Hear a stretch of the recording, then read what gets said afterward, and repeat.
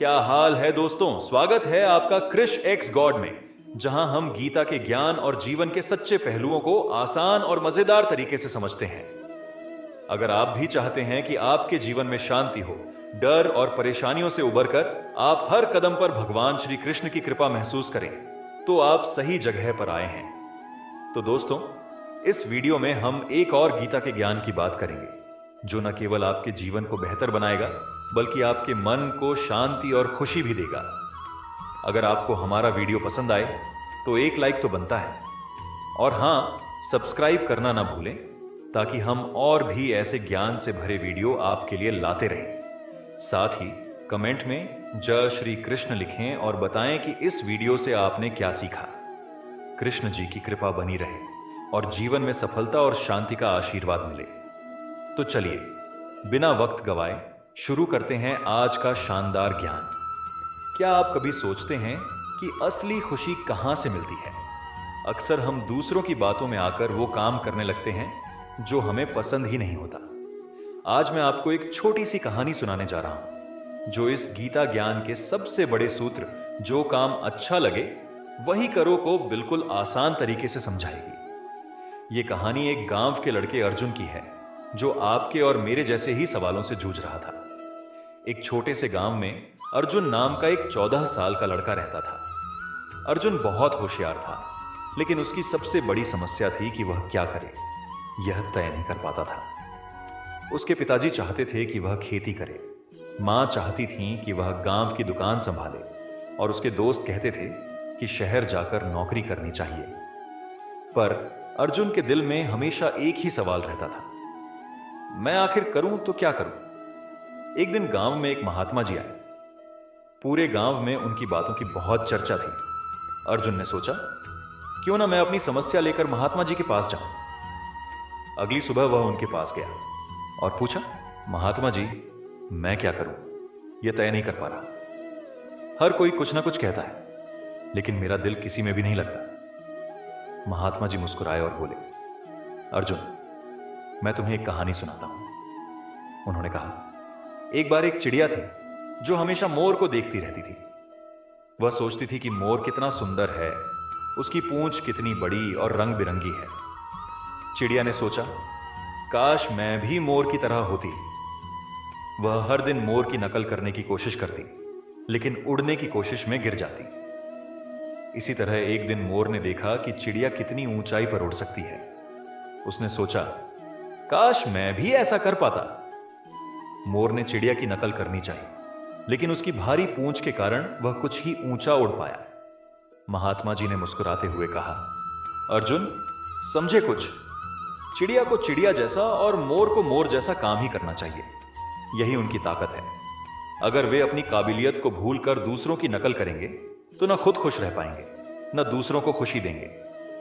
अर्जुन सोच में पड़ गया। उसने पूछा, लेकिन महात्मा जी, मुझे कैसे पता चलेगा कि मेरा असली काम क्या है?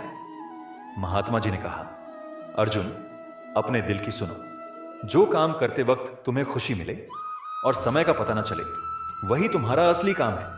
और अगर तुम उसे पूरे मन से करोगे तो जीवन में सफलता जरूर मिलेगी। अर्जुन ने महात्मा जी की बात मानी। उसने उन सभी कामों की एक सूची बनाई जो उसे करने में खुशी मिलती थी। उसे गाना गाना, बच्चों को सिखाना और चित्र बनाना बहुत पसंद था। लेकिन उसके पिताजी ने कहा, गाना बजाना और बच्चों के साथ खेलना कोई काम नहीं है, इससे कोई पेट नहीं भर सकता। अर्जुन ने शांत मन से जवाब दिया, पिताजी, मैं ये सब पूरे मन से करना चाहता हूं। अगर मैं इसे सही तरीके से करूं तो इससे भी पेट भरेगा और मैं खुश भी रहूंगा। अर्जुन ने अपना एक छोटा संगीत स्कूल शुरू किया, जहां वह बच्चों को गाना सिखाता था। कुछ समय बाद गांव के लोग उसके पास अपने बच्चों को भेजने लगे। अर्जुन ने अपने चित्रों को भी बाजार में बेचना शुरू किया। धीरे धीरे उसकी मेहनत रंग लाई। कुछ सालों बाद अर्जुन अपने गांव का सबसे प्रसिद्ध संगीत शिक्षक बन गया। वह खुश था और उसका परिवार भी। महात्मा जी की बात अब अर्जुन को पूरी तरह समझ आ गई थी। गीता कहती है, स्वधर्मे निधनम श्रेयः परधर्मो भयावह। अर्थ, अपने धर्म यानी अपना काम करना ही सबसे अच्छा है। दूसरों की नकल करना आपके लिए हानिकारक हो सकता है। अर्जुन ने सीख लिया था कि दूसरों की बातों से ज्यादा जरूरी है अपने दिल की सुनना। तो दोस्तों, यह थी अर्जुन की कहानी। उसने सीखा कि जो काम तुम्हारे दिल को खुशी दे वही सही काम है। यही गीता का सबसे बड़ा ज्ञान है। अब अगले विषय पर बढ़ते हैं। अगला विषय है मन को शांत रखना सीखो। क्योंकि जब आपका मन शांत होगा तभी आप अपने काम को पूरे दिल से कर पाएंगे। तो चलिए इसे एक और कहानी के जरिए समझते हैं। यही वजह है कि गीता हमें सिखाती है मन को शांत रखना सीखो। आज मैं आपको एक और कहानी सुनाऊंगा जो इस बात को और गहराई से समझाएगी। यह कहानी है एक साधारण लड़के विक्रम की, जिसने अपने मन को शांत करना सीखा और अपनी जिंदगी बदल दी। तो चलिए सुनते हैं विक्रम की कहानी। कहानी विक्रम और बहता पानी। विक्रम की परेशानी। विक्रम एक छोटे से गांव का लड़का था। वह बहुत मेहनती था, लेकिन उसका सबसे बड़ा दुश्मन था उसका खुद का मन। अगर कोई उससे कुछ बुरा कह देता तो वह पूरे दिन परेशान रहता। अगर उसका काम थोड़ा भी बिगड़ जाता तो वह खुद पर गुस्सा करता। एक दिन विक्रम ने अपनी मां से कहा, मां, मेरा मन बहुत परेशान रहता है। मैं किसी भी काम में ध्यान नहीं लगा पाता। क्या आप मेरी मदद कर सकती हैं? उसकी मां ने मुस्कुराते हुए कहा, बेटा, तुम्हें अपने सवाल का जवाब गांव के पवित्र तालाब के पास मिलेगा। वहां जाओ और ध्यान से देखो। पवित्र तालाब और पहला सबक। विक्रम तालाब के पास गया। वहां उसने देखा कि पानी एकदम शांत था, जैसे कोई शीशा। उसने सोचा, क्या इसका कोई मतलब है? वह अपनी मां के पास वापस गया और बोला, मां, मुझे कुछ समझ नहीं आया। तालाब का शांत पानी मेरे सवाल का जवाब कैसे है? उसकी मां ने समझाया, बेटा, जब पानी शांत होता है तो उसमें सब कुछ साफ दिखाई देता है, लेकिन अगर तुम उसमें पत्थर फेंकोगे तो क्या होगा? विक्रम ने कहा, पानी में लहरें उठेंगी और कुछ भी साफ नहीं दिखेगा। मां ने कहा, बिल्कुल, हमारा मन भी ऐसा ही है। जब हमारा मन शांत होता है तो हम सही और गलत को आसानी से देख सकते हैं, लेकिन जब हमारा मन गुस्से, डर या बेचैनी से भरा होता है तो हम सही फैसले नहीं ले पाते। साधु बाबा का संदेश विक्रम को अभी भी पूरी तरह समझ नहीं आया। इसीलिए उसकी मां ने उसे पास के जंगल में रहने वाले साधु बाबा के पास भेजा। विक्रम ने साधु बाबा से कहा, बाबा, मेरा मन बहुत अशांत रहता है, मैं इसे शांत कैसे करूं? साधु बाबा मुस्कुराए और बोले, आओ, मैं तुम्हें एक प्रयोग करवाता हूं। उन्होंने विक्रम को एक कटोरा दिया और कहा, इस कटोरे में पानी भरो और इसे सिर पर रखकर मेरे पीछे पीछे चलो, लेकिन ध्यान रहे पानी गिरना नहीं चाहिए। ध्यान और शांति का प्रयोग। विक्रम ने कटोरे में पानी भरा और ध्यान से चलने लगा। वह पूरी तरह से इस बात पर फोकस कर रहा था कि पानी ना गिरे। उसके आसपास बच्चे खेल रहे थे, पक्षी चहचहा रहे थे और लोग बात कर रहे थे, लेकिन विक्रम ने किसी चीज पर ध्यान नहीं दिया। जब वह साधु बाबा के साथ चलकर वापस आया तो बाबा ने पूछा, बेटा, क्या तुमने रास्ते में पक्षियों की आवाज सुनी? विक्रम ने कहा, नहीं बाबा, मैं तो पानी पर ध्यान दे रहा था। साधु बाबा ने मुस्कुराकर कहा, देखा, जब तुम्हारा ध्यान सिर्फ एक काम पर था तो तुम्हारा मन शांत रहा। तुमने किसी भी चीज से खुद को विचलित नहीं होने दिया। शांति का मतलब समझ आया। विक्रम ने सीखा कि मन को शांत रखने का सबसे अच्छा तरीका है ध्यान और एकाग्रता। उसने यह भी समझा कि गुस्सा, चिंता और डर से मन को भरने के बजाय उसे किसी अच्छे काम में लगाना चाहिए। विक्रम ने हर दिन सुबह ध्यान लगाना शुरू किया। धीरे धीरे उसका मन शांत रहने लगा। अब वह किसी की बातों से परेशान नहीं होता था और हर काम पूरे मन से करता था। गीता का ज्ञान गीता कहती है, योगस्थ कुरु कर्माणि संगम त्यक्त्वा धनंजय। अर्थ, योग में स्थिर होकर और आसक्ति छोड़कर कर्म करो। यानी जब हमारा मन शांत और स्थिर होता है तभी हम अपने काम को सही तरीके से कर सकते हैं। तो दोस्तों, यह थी विक्रम की कहानी। उसने सीखा कि मन को शांत रखने के लिए ध्यान और फोकस कितना जरूरी है। अब अगले विषय पर बढ़ते हैं। अगला विषय है अच्छे इंसान बनो। क्योंकि जब आप अपने मन को शांत रखना सीख लेते हैं तो आप दूसरों के प्रति अच्छे और सच्चे बन सकते हैं। तो चलिए इसे एक और कहानी के जरिए समझते हैं। अच्छे इंसान बनो। गीता ज्ञान पर कहानी के जरिए समझाइए। दोस्तों, हमने अभी सीखा कि मन को शांत रखना सीखो। जब मन शांत रहता है तो हम सही फैसले ले पाते हैं। लेकिन अब सवाल यह है कि हमें कैसे इंसान बनना चाहिए। गीता सिखाती है कि इंसान को हमेशा अच्छा और सच्चा होना चाहिए। आज मैं आपको एक और कहानी सुनाने जा रहा हूं। यह कहानी है रमेश की, जो अपने जीवन में अच्छाई का असली मतलब समझता है। तो चलिए सुनते हैं रमेश की कहानी। रमेश और जादुई पत्थर। रमेश का स्वभाव। रमेश एक साधारण गांव का लड़का था। वह हमेशा दूसरों की मदद करने के लिए तैयार रहता था, लेकिन गांव के कुछ लोग उसे बेवकूफ समझते थे। वे कहते, रमेश, तुम हमेशा दूसरों की मदद क्यों करते हो? इससे तुम्हें क्या फायदा मिलता है? रमेश मुस्कुराकर कहता, मुझे फायदा मिले या ना मिले, पर जब मैं किसी की मदद करता हूं तो मुझे अंदर से खुशी मिलती है। यही मेरे लिए सबसे बड़ी बात है। जादुई पत्थर की खोज। एक दिन रमेश जंगल में लकड़ियां काटने गया। वहां उसे एक बूढ़ा व्यक्ति मिला जो बहुत थका हुआ और भूखा था। रमेश ने अपनी रोटी उस व्यक्ति को दे दी और बोला, बाबा, इसे खा लीजिए, आप बहुत थके हुए लग रहे हैं। बूढ़े व्यक्ति ने उसे आशीर्वाद दिया और कहा, बेटा, तुमने मेरी मदद की है, बदले में मैं तुम्हें एक जादुई पत्थर देता हूं। यह पत्थर तुम्हें हर वह चीज देगा जो तुम चाहोगे, लेकिन इसे केवल अच्छे कामों के लिए इस्तेमाल करना। रमेश की अच्छाई की परीक्षा। रमेश ने पत्थर लिया और खुशी खुशी घर चला गया। लेकिन गांव के लालची लोग यह बात सुनकर उसके पास आए। उन्होंने कहा, रमेश, इस पत्थर का इस्तेमाल करके हमें भी अमीर बना दो। रमेश ने सोचा, अगर मैं इस पत्थर का इस्तेमाल सिर्फ किसी को अमीर बनाने के लिए करूंगा तो इसका कोई फायदा नहीं होगा। इसका इस्तेमाल अच्छे और जरूरी कामों के लिए होना चाहिए। उसने पत्थर का इस्तेमाल गांव के लिए एक कुआं खोदने के लिए किया, क्योंकि गांव में पानी की बहुत कमी थी। उसने पत्थर का इस्तेमाल गांव के बच्चों के लिए एक स्कूल बनाने के लिए किया। लालच का नतीजा, गांव के कुछ लोग रमेश से जलने लगे।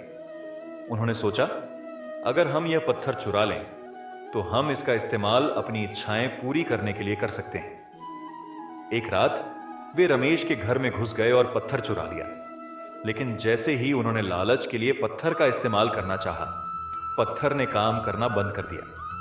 सच्चाई का सबक। लालची लोग रमेश के पास आए और कहा, हमने गलती की, हमें माफ कर दो, यह पत्थर तुम्हारे हाथ में ही अच्छा काम करता है। रमेश ने मुस्कुराकर कहा, दोस्तों, यह पत्थर खास नहीं है, खास है हमारे इरादे। अगर हमारे इरादे अच्छे हों तो हम बिना किसी जादुई पत्थर के भी बड़ा बदलाव ला सकते हैं। लोगों ने उस दिन सीखा कि अच्छे इंसान बनने का मतलब है दूसरों की भलाई के लिए जीना और अपने स्वार्थ से ऊपर उठना। गीता का ज्ञान। गीता कहती है, सर्वभूत हिते रथः। अर्थ, सच्चा इंसान वह है जो सभी प्राणियों के हित में लगा रहता है। अच्छा इंसान बनने का मतलब है दूसरों की मदद करना, स्वार्थ से बचना और हर किसी के लिए अच्छा सोचना। तो दोस्तों, रमेश की कहानी ने हमें सिखाया कि अच्छे इंसान बनने का असली मतलब है दूसरों की भलाई के लिए काम करना। यह खुशी और संतोष का सबसे बड़ा रास्ता है। अब अगले विषय पर बढ़ते हैं। अगला विषय है, ज्यादा चीजों की लालच मत करो, क्योंकि अच्छाई का सही मतलब तभी समझ आता है जब हम लालच को छोड़ना सीखें। तो चलिए इसे एक और कहानी के जरिए समझते हैं। ज्यादा चीजों की लालच मत करो, गीता ज्ञान पर कहानी के जरिए समझाइए। दोस्तों, हमने अभी अभी सीखा कि अच्छे इंसान बनो, और रमेश की कहानी ने हमें दिखाया कि दूसरों के लिए भलाई करना हमें सच्चा इंसान बनाता है। लेकिन क्या हो अगर अच्छाई के साथ साथ हमारे अंदर लालच आ जाए? गीता हमें सिखाती है कि हमें अपनी जरूरतों को पहचान कर रहना चाहिए, न कि बेवजह चीजों का लालच करना चाहिए। आज मैं आपको एक और प्रेरणादायक कहानी सुनाने जा रहा हूं। यह कहानी है एक व्यापारी के बेटे गोपाल की, जिसने अपनी लालच के कारण बड़ी सीख ली। तो चलिए शुरू करते हैं कहानी। गोपाल और सोने की चिड़िया। गोपाल का सपना। गोपाल एक अमीर व्यापारी का बेटा था। उसे हर चीज अपने जीवन में चाहिए होती थी, महंगे खिलौने, रंग बिरंगी किताबें और बड़े महंगे कपड़े। लेकिन इसके बावजूद वह कभी खुश नहीं रहता था। वह अपने पिता से रोज कहता, पिताजी, अगर मेरे पास और चीजें हों तो मैं सबसे खुश लड़का बन जाऊंगा। उसके पिता समझ गए कि गोपाल को लालच का मतलब समझाना जरूरी है। जादुई जंगल की कहानी। एक दिन उसके पिता ने गोपाल को एक जादुई जंगल के बारे में बताया। उन्होंने कहा, बेटा, उस जंगल में एक सोने की चिड़िया रहती है। जो भी उसे पकड़ लेता है उसकी सारी इच्छाएं पूरी हो जाती हैं। लेकिन याद रखना, लालच करने पर वह सब कुछ छीन भी सकती है। गोपाल ने सोचा, अगर मुझे वह चिड़िया मिल जाए तो मैं अपनी हर इच्छा पूरी कर सकता हूं। सोने की चिड़िया की तलाश अगले दिन गोपाल जंगल की ओर चल पड़ा। उसे कुछ घंटों के बाद एक सुंदर सुनहरी चिड़िया दिखी। उसने जल्दी से चिड़िया को पकड़ने के लिए जाल बिछाया। चिड़िया जाल में फंस गई। चिड़िया ने कहा, गोपाल, अगर तुम मुझे छोड़ दोगे तो मैं तुम्हें एक बड़ा खजाना दूंगी, लेकिन अगर तुम मुझसे ज्यादा चीजों की मांग करोगे तो सब कुछ खो दोगे। गोपाल ने चिड़िया को आजाद कर दिया।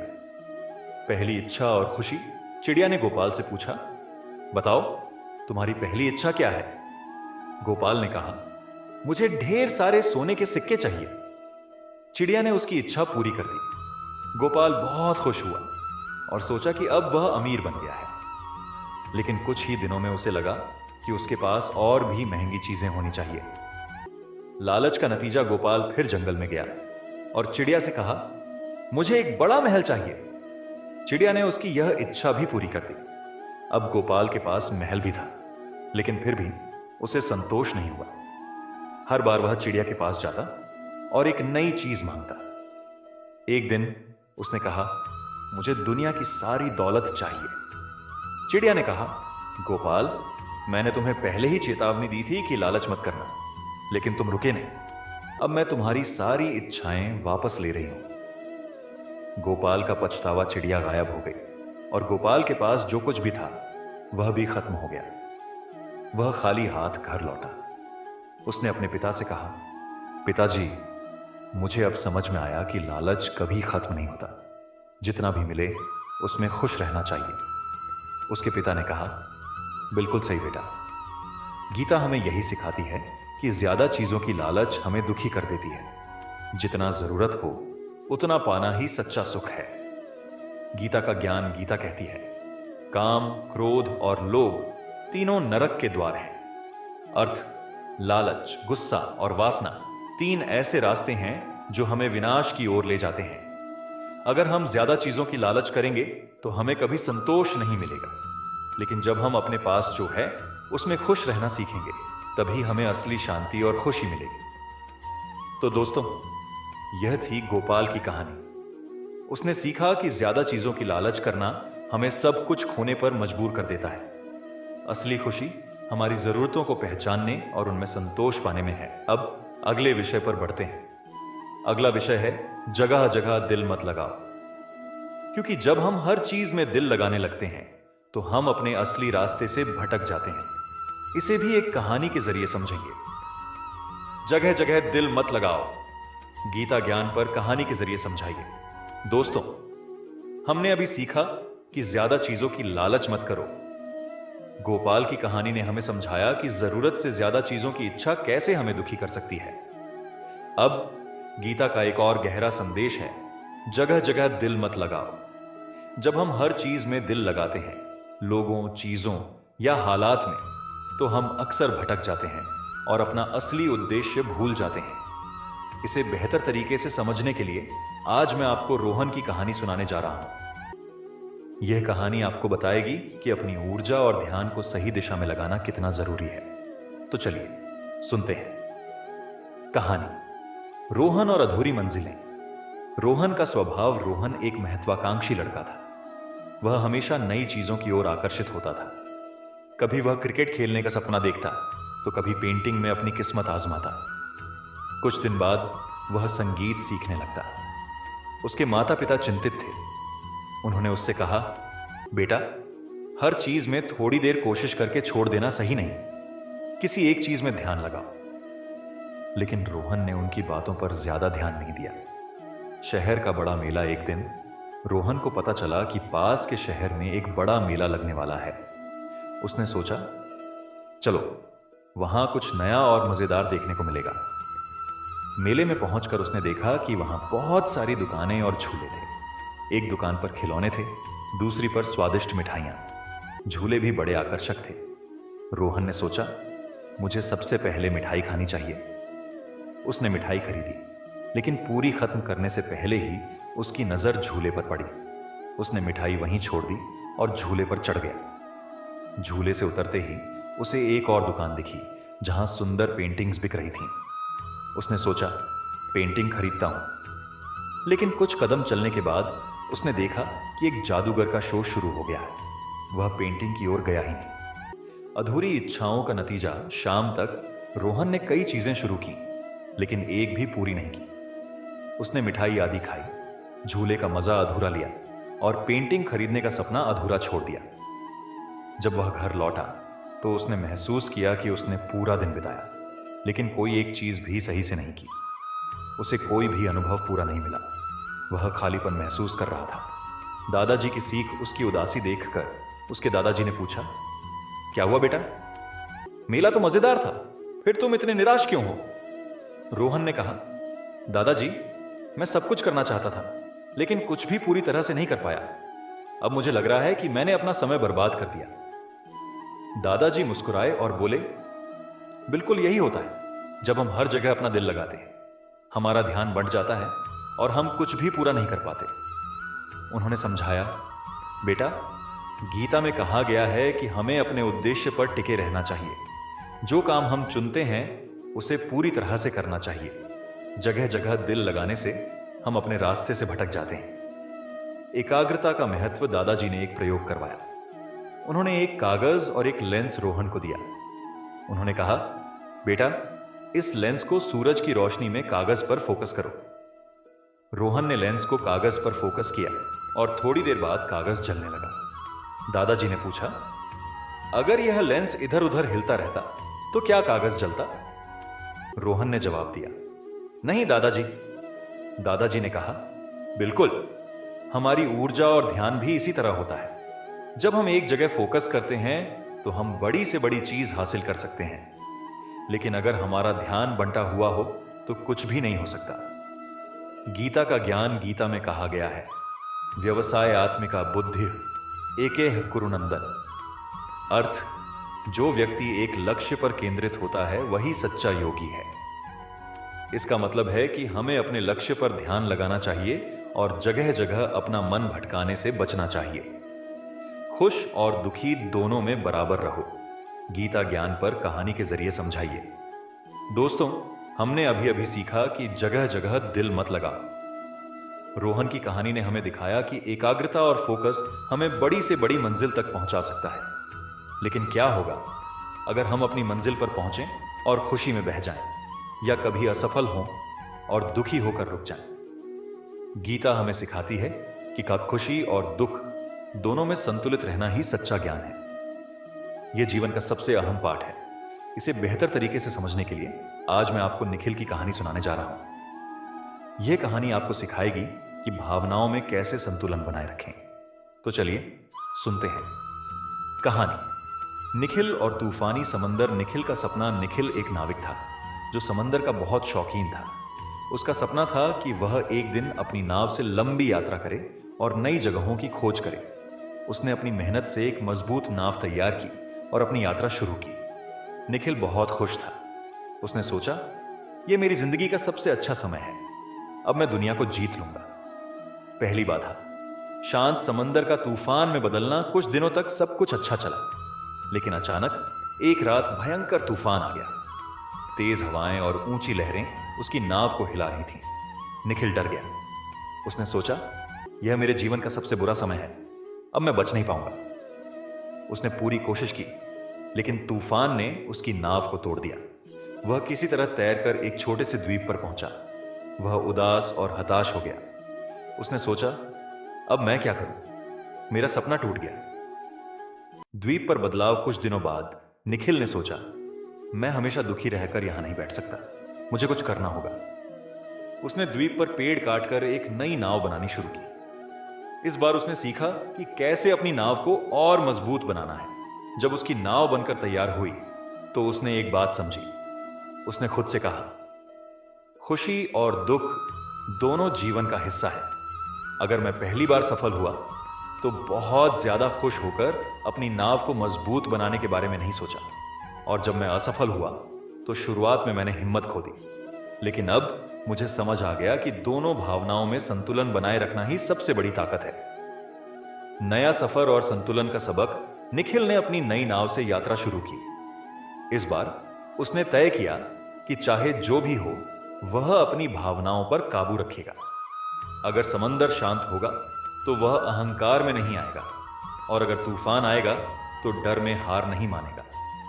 वह हर स्थिति में शांत और संतुलित रहने लगा। धीरे धीरे उसने न केवल अपने सपनों को पूरा किया बल्कि दूसरों को भी प्रेरित किया कि कैसे हर हालात में स्थिरता बनाए रखनी चाहिए। गीता का ज्ञान गीता में कहा गया है, सम दुख सुखम धीरम सोमृतत्वाय कल्पते। अर्थ, जो व्यक्ति सुख और दुख दोनों में समान रहता है वही अमृतत्व यानी सच्चे ज्ञान और शांति को प्राप्त करता है। इसका मतलब है कि हमें खुशी में अहंकारी नहीं होना चाहिए और दुख में हार नहीं माननी चाहिए। दोनों ही परिस्थितियों में संतुलन बनाए रखना जीवन का असली पाठ है। जीवन के लिए सीख खुशी में विनम्र रहें। जब सब कुछ अच्छा चल रहा हो तब भी यह याद रखें कि समय हमेशा बदलता है। दुख में हिम्मत रखें। कठिनाइयां हमें मजबूत बनाने के लिए आती हैं। भावनाओं को काबू में रखें। हर स्थिति में अपनी सोच को सकारात्मक और शांत रखें। तो दोस्तों, निखिल की कहानी ने हमें सिखाया कि खुशी और दुख दोनों में संतुलन बनाए रखना ही असली जीवन जीने का तरीका है। अच्छा ज्ञान सीखो, गीता ज्ञान पर कहानी के जरिए समझाइए। दोस्तों, हमने अभी सीखा कि खुश और दुखी दोनों में बराबर रहो। निखिल की कहानी ने हमें दिखाया कि कैसे संतुलन बनाए रखना जीवन का सबसे बड़ा गुण है।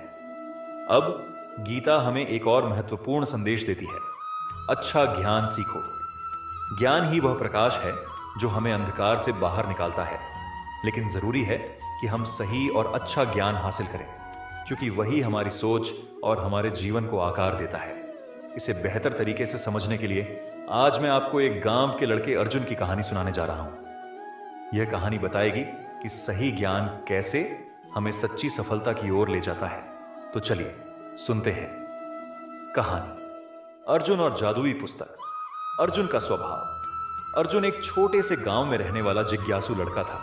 उसे हर चीज के बारे में जानने का बहुत शौक था। वह जो भी सुनता उसे सच मान लेता।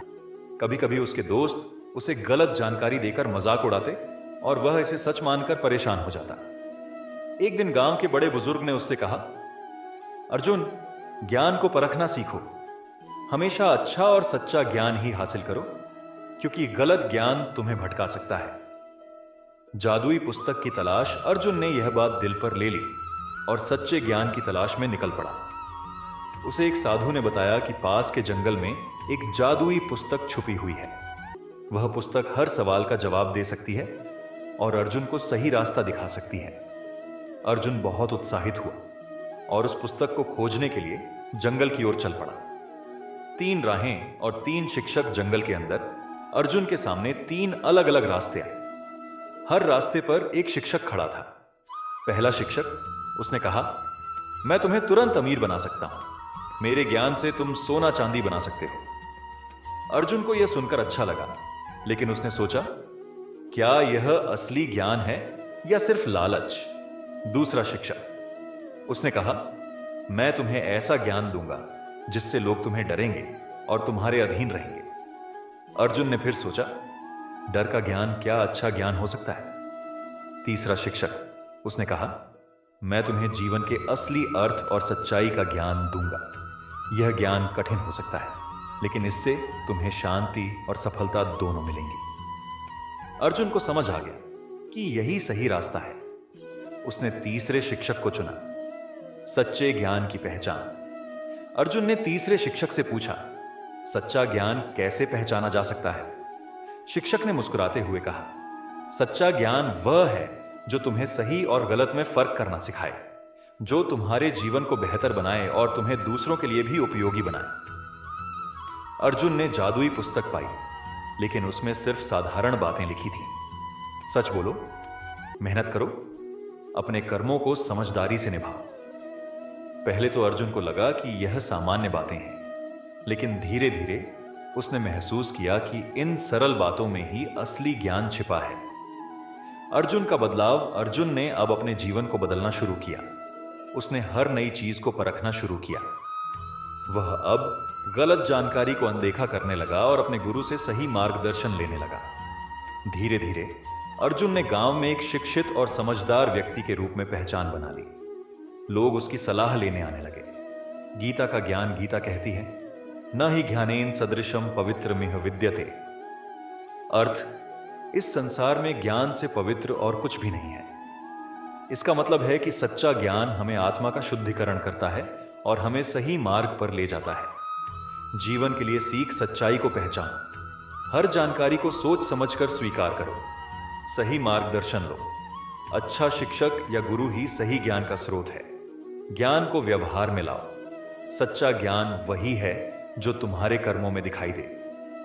तो दोस्तों, अर्जुन की कहानी ने हमें सिखाया कि अच्छा ज्ञान ही हमें सही रास्ता दिखा सकता है। हमें हर चीज को परखना चाहिए और वही सीखना चाहिए जो हमारे जीवन को बेहतर बनाए। भगवान पर विश्वास रखो। गीता ज्ञान पर कहानी के जरिए समझाइए। दोस्तों, हमने अभी सीखा कि अच्छा ज्ञान सीखो। अर्जुन की कहानी ने हमें यह समझाया कि सच्चा ज्ञान वही है जो हमारे जीवन को सरल और बेहतर बनाता है। अब गीता में एक और महत्वपूर्ण संदेश है जो हर व्यक्ति के जीवन में बदलाव ला सकता है। भगवान पर विश्वास रखो। जीवन में कठिनाई आ सकती है, लेकिन जब हमें अपने लक्ष्य की ओर बढ़ने के लिए आंतरिक शक्ति की आवश्यकता होती है, तो भगवान पर विश्वास करना हमें वह शक्ति और शांति प्रदान करता है। इसे समझने के लिए आज मैं आपको एक छोटी सी कहानी सुनाऊंगा जो हमें यह सिखाएगी कि भगवान पर विश्वास रखना कैसे हमारे जीवन को आसान बना सकता है। तो चलिए सुनते हैं कहानी। सत्यनारायण की आस्था, सत्यनारायण का जीवन। सत्यनारायण एक छोटे से गांव में रहने वाला एक साधारण लड़का था। वह गरीब था, लेकिन उसकी एक विशेषता थी, वह बहुत ईमानदार और मेहनती था। गांव में जितनी भी समस्याएं होती, सत्यनारायण उनका समाधान अपनी मेहनत और ईमानदारी से करता। लेकिन फिर भी उसे कभी भी जीवन में बहुत बड़ी सफलता नहीं मिली। वह हमेशा सोचता, मैं बहुत मेहनत करता हूं, लेकिन फिर भी मेरी हालत क्यों नहीं बदलती। संकट का समय एक दिन गांव में एक बहुत बड़ी समस्या आ गई। गांव के खेतों में पानी की बहुत कमी हो गई थी और सभी किसान परेशान थे। सत्यनारायण का भी खेत था, लेकिन वह जानता था कि अगर बारिश नहीं हुई तो उसका भी खेत सूख जाएगा। वह हर रोज भगवान से प्रार्थना करता, लेकिन समस्या बढ़ती ही जा रही थी। एक दिन वह बहुत निराश होकर भगवान के मंदिर में गया।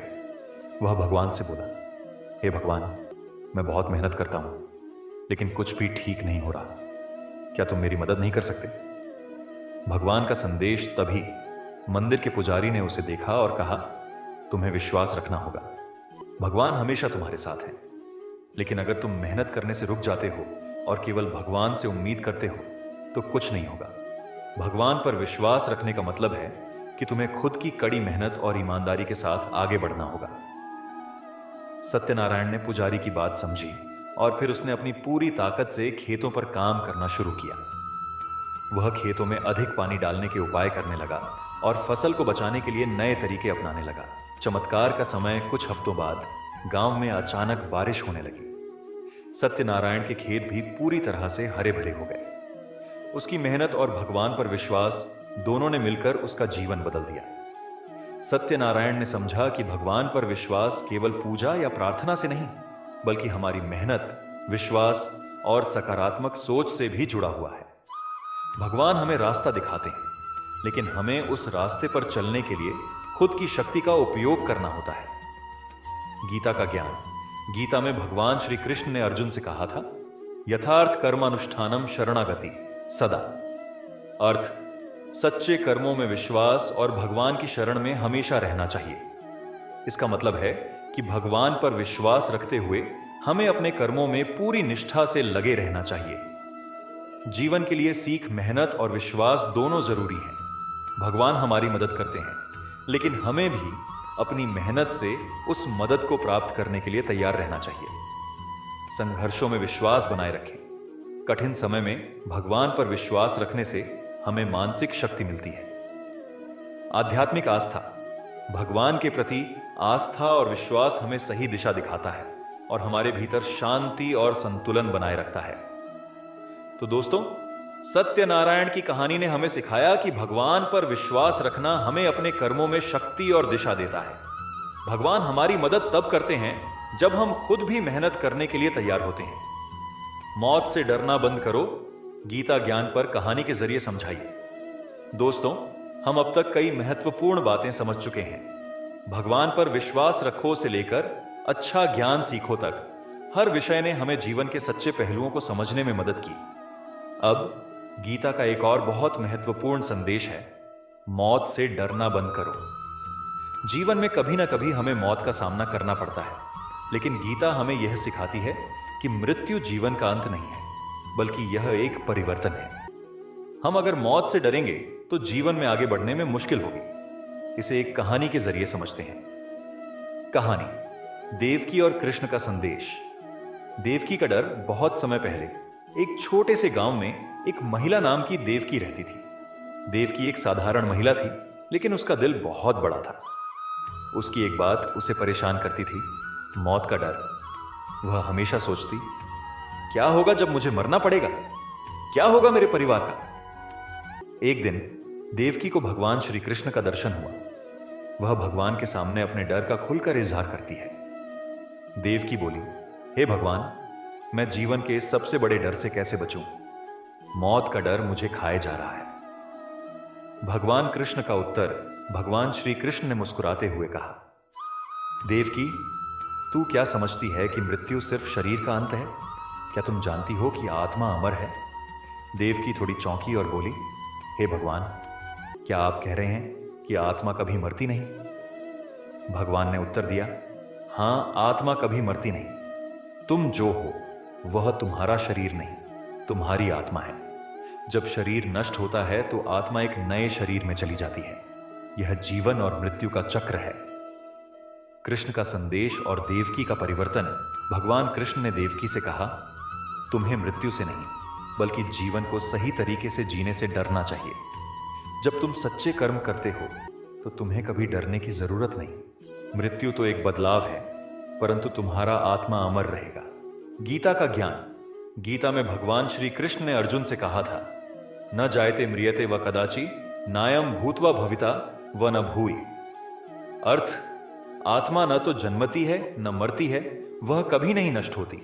यह शरीर तो केवल अस्थाई है। इसका मतलब है कि हमें मृत्यु से डरने की जरूरत नहीं है, क्योंकि आत्मा कभी नष्ट नहीं होती। जीवन के लिए सीख, मृत्यु एक परिवर्तन है, डर नहीं। मृत्यु तो जीवन का हिस्सा है, लेकिन आत्मा अमर रहती है। सही कर्म करना है जरूरी। जब हम अपने कर्मों को ईमानदारी से करते हैं तो हमें किसी भी भय से डरने की आवश्यकता नहीं होती। जीवन को सही ढंग से जीना। हमें यह समझना चाहिए कि जीवन का उद्देश्य सिर्फ सफलता या भौतिक सुख नहीं है, बल्कि यह आत्मा की यात्रा है। तो दोस्तों, इस कहानी ने हमें यह सिखाया कि मृत्यु से डरने की बजाय हमें जीवन को सही ढंग से जीना चाहिए। जब हम यह समझते हैं कि हम केवल शरीर नहीं हैं, बल्कि हमारी आत्मा अमर है, तो हमें किसी भी डर से मुक्त होने का रास्ता मिल जाता है। इसीलिए अब से जब भी तुम्हें डर लगे तो याद रखना, मौत से डरना बंद करो, क्योंकि जीवन की असली ताकत और शांति आत्मा के ज्ञान में है। अब दोस्तों, वीडियो समाप्त हुआ। अगर आपको यह वीडियो अच्छा लगा हो तो कृपया लाइक और सब्सक्राइब जरूर करें, और हां, कमेंट में जय श्री कृष्ण लिखें और अपनी सोच को भी साझा करें कि इस वीडियो से आपने क्या सीखा। जैसा कि हमने कहा था, मौत से डरना बंद करो, क्योंकि जीवन का हर पल अनमोल है। मिलते हैं अगले वीडियो में।